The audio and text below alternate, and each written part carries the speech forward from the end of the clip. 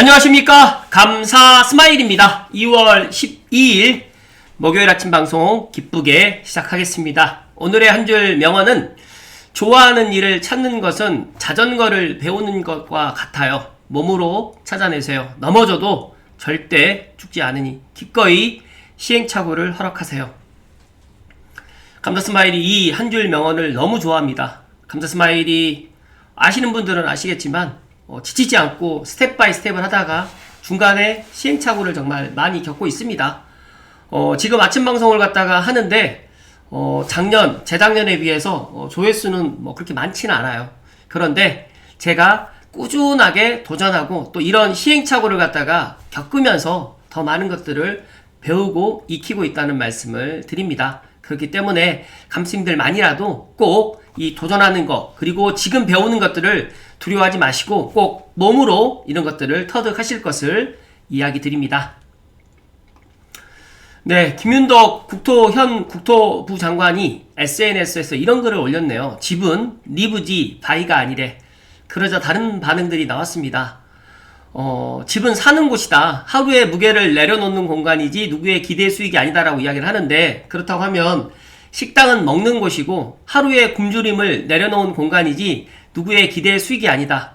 유동성이 지금 한국 사회를 격차를 키우고 있고 청년의 내일을 막아온 거대한 벽이 되었다는 사실을 이거를 외면해서는 안 되고요. 정부의 돈 퍼주기로 인해서 물가 상승의 공포, 지금 사 먹지 않으면 영영 못 먹는다라는 이 불안, 이 비정상을 끝내야 됩니다. 마찬가지로 옷도 마찬가지고 입는 곳이죠. 이런 것들을 이 정부가 정말 몰라서 이런 것들을 하는 걸까요? 부동산 비전문가라더니 시인이었구나. 한국은 현실적으로 이 부동산 문제를 해결할 국토부 장관은 없고 시인만 있네. 바보야. 문제는 감정팔이가 아니고 공급입니다. 무슨 뜻이냐면 우리가 먹고 입는 거는 그래도 만약에 뭐 예를 들어서 돈이 없으면 진짜 한 끼를 건너 뛰어도 되고 라면만 먹어도 살아가는 데 지장 없어요. 그런데 이 집은 이렇게 추운 겨울날 또 그렇게 더운 여름날 집이 없이 생활할 수 있는 공간, 물론 뭐 임대아파트라든지 원룸이라든지 전세라든지 월세라든지 있긴 하겠지만 가장 기본적인 우리가 앞으로 우리 사회가 건전한 사회가 되려면 진짜로 많은 중산층과 서민들이 내 집을 갖다 마련할 수 있는 이런 공급 대책을 갖다가 앞으로도 계속해서 해 나가야 되는데, 지금 현 이재명 정부의 모든 사람들은 본인들만 지금 집을 갖다 소유하고 싶고 국민들은 임대를 살아라고 이렇게 계속적으로 이야기하는 이런 모습들을 보면서 정말 이율배반적이다. 그리고 내로남불이라는 이 이야기를 감사 스마일이 오늘 강조해서 이야기 드리면서, 오늘 제가 본론으로 이야기 드릴 주제인데요. 다주택자는 정말 해로운 걸까요? 감사 스마일 주변에도 다주택자분들이 정말 많이 있고 감사 스마일도 지금 2주택자인데 중요한 거는 이 다주택자가 있음으로 인해 가지고 여러 가지로 이제 사회가 원만하게 지금 돌아가는 그런 것들이 저는 된다라고 지금 보고 있고, 실제 부동산 현장에서 실제로 착한 다주택자분들이 정말 많은데 최근에 이 다주택자 프레임이 정말 안 좋게 지금 씌워지는 것들을 보면서 제가 이 이야기들은 지난 제가 작년에 했었는지 재작년에 했었는지 모르겠지만 관련해가지고 이 이야기들은 많이 알고 계실 거라고 생각하지만, 혹시라도 못 보신 분들이나 아니면 감스님들 중에서 나는 다주택자가 아닌데 무주택자인데 진짜 나의 임대인이 진짜 막 악독한 임대인이다라고 하면 모르겠지만, 저는 착한 임대인보다 좀 나쁜 임대인이 오히려 우리가 그런 예를 들어서 전세나 월세 살고 있는데 10년 동안 전세나 월세를 올리지 않은 그런 착한 주인보다는 2년마다 이렇게 전세나 월세 가격을 올려야지만 그런 것들을 자극을 받아서 조금 더 빨리 내 집 마련을 갖다 행동으로 옮긴다라는 것을 저는 알고 있거든요. 그렇기 때문에 오늘 다주택자는 정말 해로운 건지 각자의 생각을 댓글에 좀 남겨주시면 좋을 거라는 말씀 드리면서 오늘 본론으로 좀 이야기 드려볼 수 있도록 하겠습니다. 본론으로 시청하시기 전에 서북부에 계시는 분들이라든지 또 감사스마일 TV를 아침마다 꾸준하게 시청하시는 분들은 구독과 좋아요를 갖다 먼저 부탁드리고 시작하겠습니다. 부동산 투기로 불로소득 얻겠다는 수십만 다주택자의 눈물이 안타까우신 분들께 묻는다.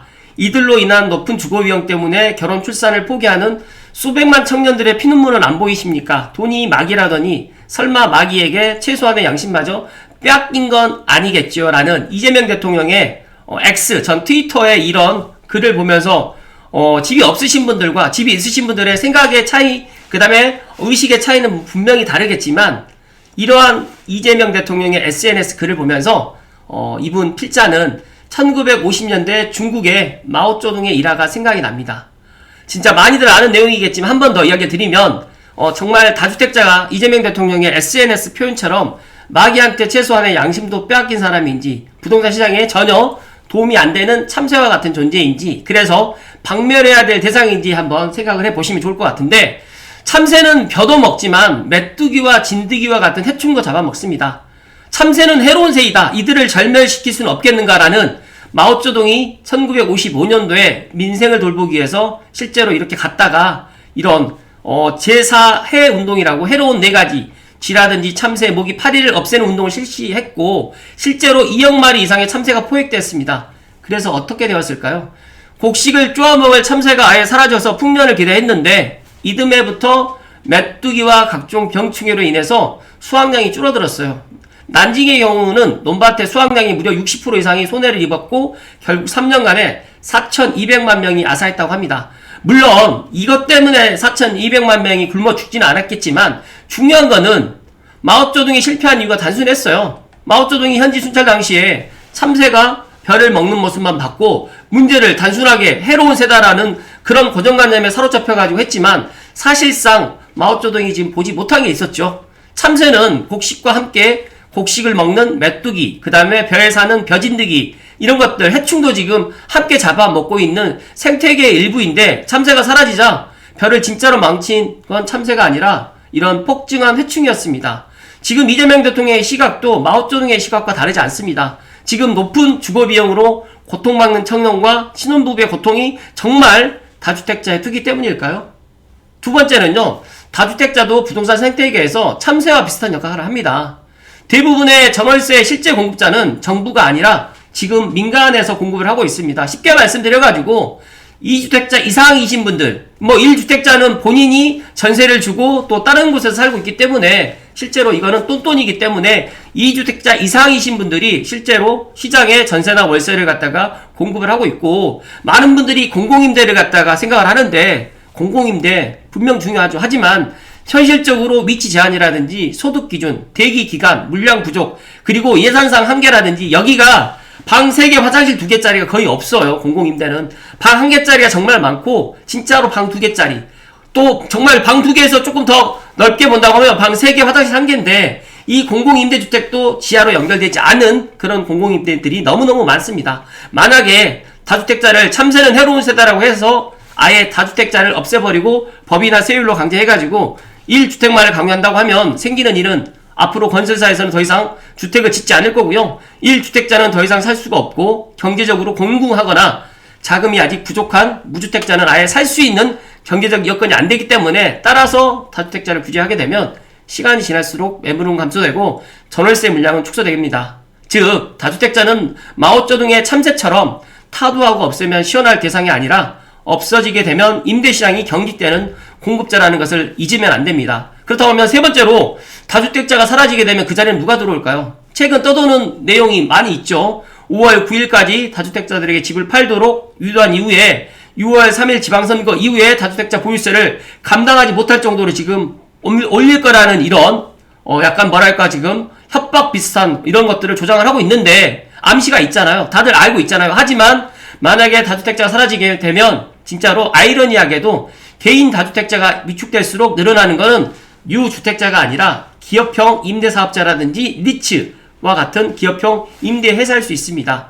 물론 우리나라에서 기업형 임대사업자가 많이 해나가면 좋겠지만 우리나라는 현실적으로 이런 것들을 잘 못할 거예요. 그러면 외국계 기업들, 예를 들어서 자본이 많은 중국이라든지 미국에 있는 외국계 기업들이 지금 많이들 들어올 거예요. 그렇게 되면 이분들이 임대시장에 들어오는 순간에 우리의 전세라든지 월세, 특히 전세시장은 거의 사라질 것이고요. 월세시장으로 또 증가할 겁니다. 그러면 외국인들한테 우리가 지금 월세를 갖다 주고 살아가야 되는 그런 시간이 이제 더 빨라진다는 말씀을 드립니다.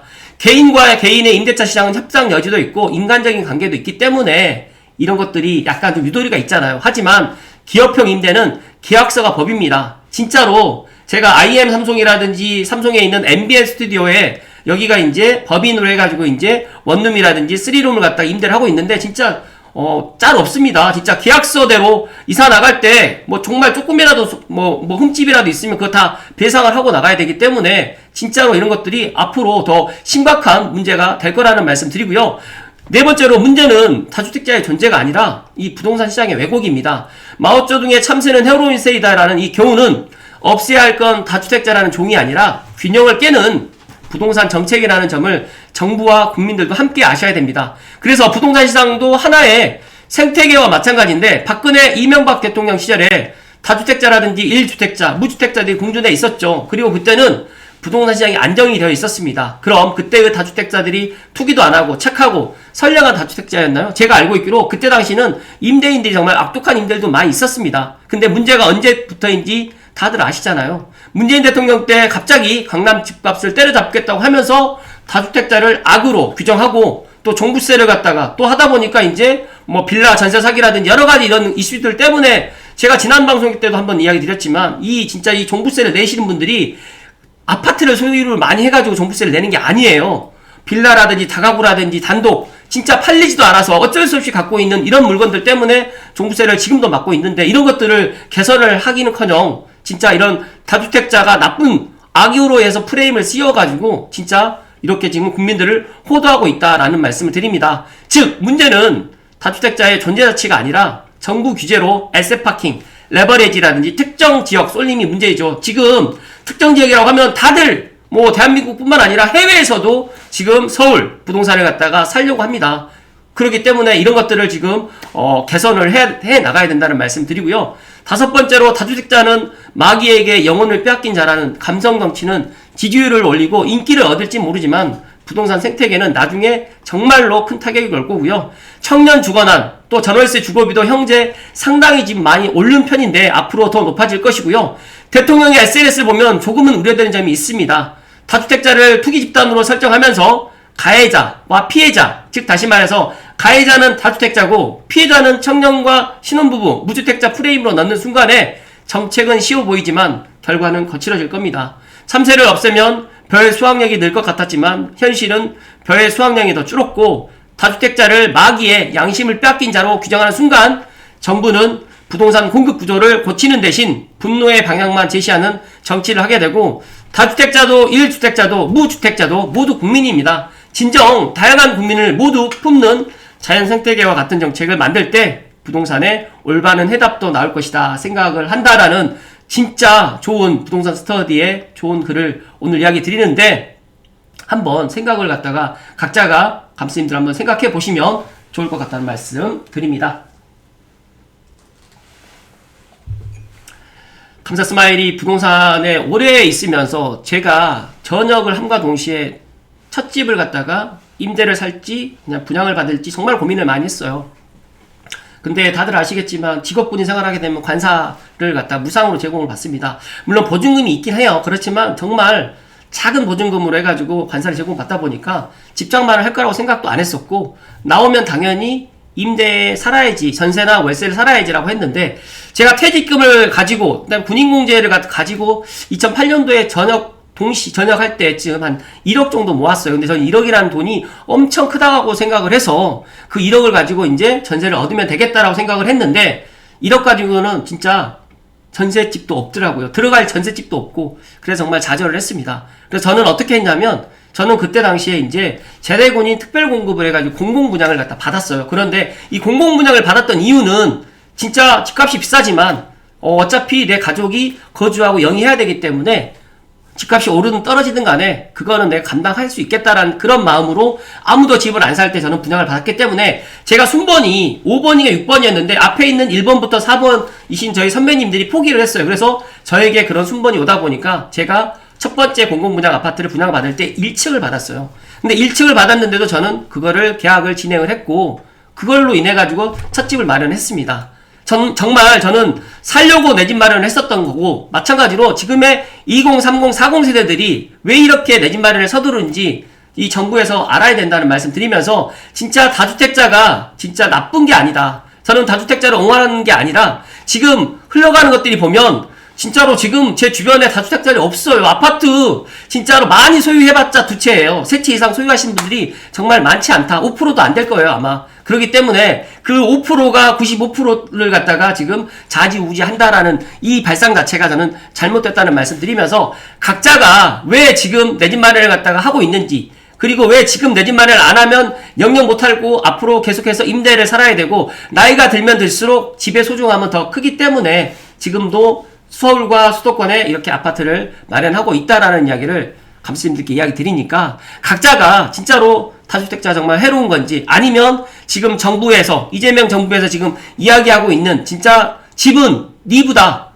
바이가 아니다, 리브라고 하면 본인들부터가 진짜로 다 가지고 있는 집을 다 처분하시고 임대 아파트를 산다라고 하면 제가 그거 인정하겠습니다. 그러면 저도 집을 다 처분하고 저도 살겠습니다. 그렇게. 하지만 본인들도 그렇게 못할 거잖아요. 그런데 왜 국민들에게 그렇게 하는 건지 정말 저는 이해가 안 됩니다. 감스님들도 한번 좋은 의견들 남겨주시면 좋을 것 같습니다. 고맙습니다.